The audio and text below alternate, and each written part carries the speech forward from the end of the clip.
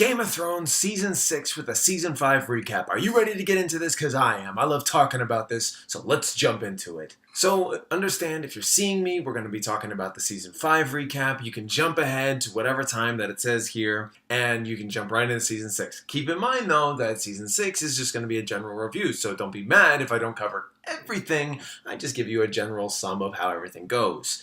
Here, we're going to talk about some major plot points, major twists. I already said all this. Let's get into it. So one of the interesting storylines, if not a total missed opportunity for me to talk about in Season 5's review, was the Sons of the Harpy uprising against Daenerys' regime. Daenerys finds herself in deadly consequences to her actions and beliefs as she forces a lot of people to rethink about their lifestyles, and suddenly she has to kind of reconsider the fighting pits because she took those away, and she never thought twice about how it affected everyone when it's a life they've always known. But if there's one thing I didn't like that I alluded to in my Season 5 review is that they killed off characters that made me question why they do it in the first place. The character in statement is Barristan Selmy. Yes, people die, characters die. It's what this show is all about, but something just felt off about his death. Many more death scenes to follow, and we'll get into that. The reason why Jorah Mormont's refusal to stay in exile was so inspirational was because he, despite all odds, actually went as far as to kidnap Tyrion, volunteer for the fighting pits, and offer Tyrion as a gift to Dany, allowing us an amazing meetup between two amazing characters, Daenerys and Tyrion. Dany then gets attacked by the Sons of Harpy and flies away on Drogon. Even though she banished Jorah, she was pretty much an idiot because Jorah just saved her life again. And of course, Jorah teams up with other people to go and find out what happened with Dany when she takes off with Drogon. Which is, of course, a badass scene into itself, but all this happens towards the end and only sets up stuff for Season 6. Okay, now, we're going to get a little heavy-handed here, so bear with me, but one of the more controversial aspects in this season was the rape scene between Ramsay Bolton and Sansa Stark. If anyone that watches my videos was wondering about what I thought, I'll say this. It truly sucked in Sansa's predicament to be a victim of this, but in a world like this, at a very crucial point in time to preserve one's innocence and right to consent, where rape is considered the worst act anyone can ever commit in real life, and it happens on a show like Game of Thrones, is a very bad mix. Yes, it sucked. It really, really sucked. But no one deserves that, especially Sansa. Or anyone in real life. Let's just make that clear. Nobody deserves that kind of shaming and that kind of ill-advised action or violation. It's not good. And it's not even fun when it's depicted, even if there is a purpose. Like, to stick with what I'm talking about here, Theon's pain, it was a bit mixed emotions and conveyed not a whole lot to Sansa, but mostly to Theon, so he can do something later. And if I could say anything, if you want to make somebody evil and bad, you don't need to go that far. I mean, to be honest, I'm okay with the scene, but I'm not okay with the scene because I understand the world that was trying to be made here. But I understand why people wanted to quit this show from there on out. And I also understand why some people were like, what's the big deal?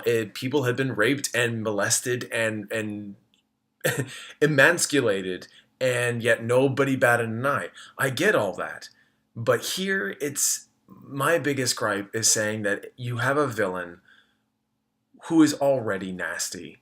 You didn't need to go this far to make him even nastier, because this is such a touchy subject. And to say the least, Game of Thrones lets these things happen, and they're never spoken of later.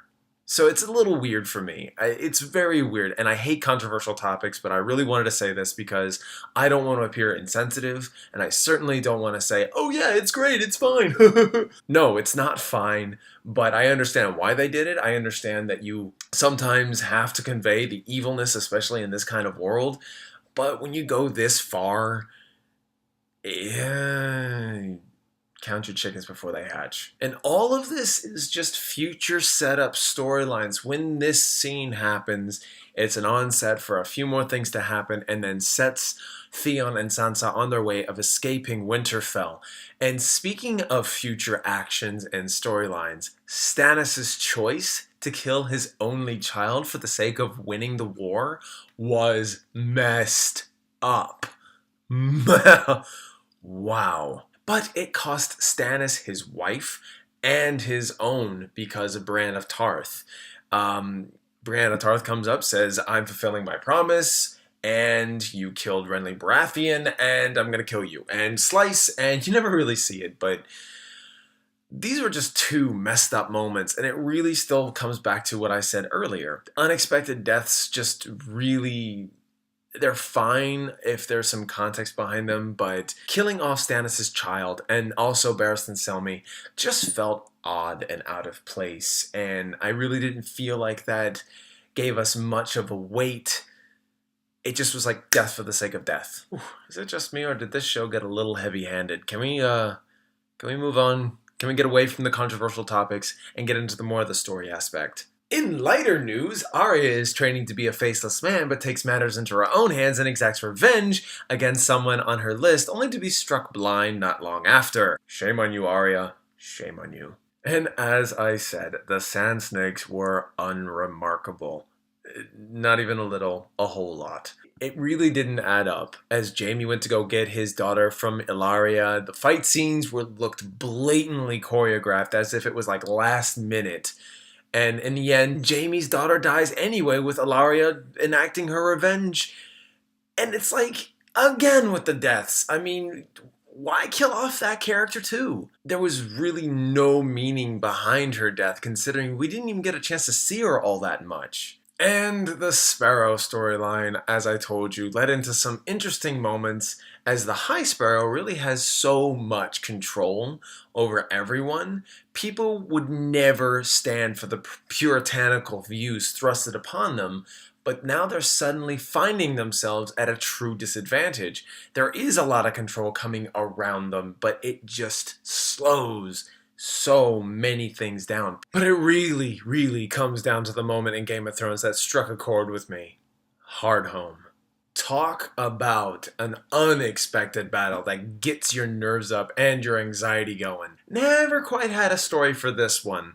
But I will say that I was pretty much shaking in my bed wondering who was going to die in this moment. I'd rather not enact that.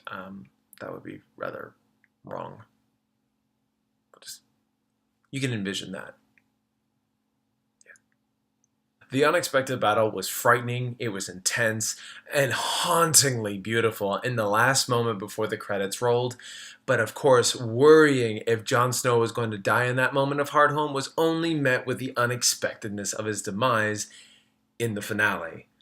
So with the unexpectedness of characters dying in a fashion that really didn't make a whole lot of sense to me, some stories reaching to a halt and being nearly dreadful, it left me feeling about the season, to be honest. Not my favorite, even if the show broke records in Emmy nominations and wins, it just didn't do much for me. So that's essentially my recap for Season 5. If Season 5 was your favorite, that is cool. I do not think that this season was terrible, just not my favorite. So do you agree with what I said? What was your favorite moment in Season 5? Whatever it is, tell me your praises, tell me your woes. Down below, of course. But nevertheless, please don't be shy. Let me know what you really, really think. I would love to hear what you have to say.